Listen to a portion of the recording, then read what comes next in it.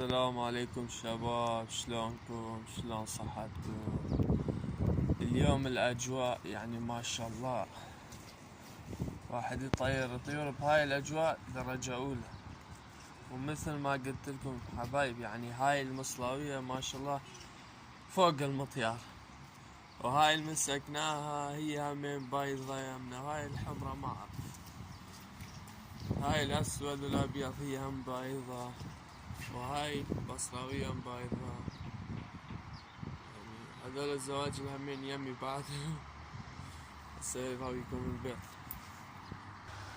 الشباب هذول بيض، وهذول همين مبيضين، وهاي اللي شو اسمه مثل الطويرنيات، هاي بيض هاي.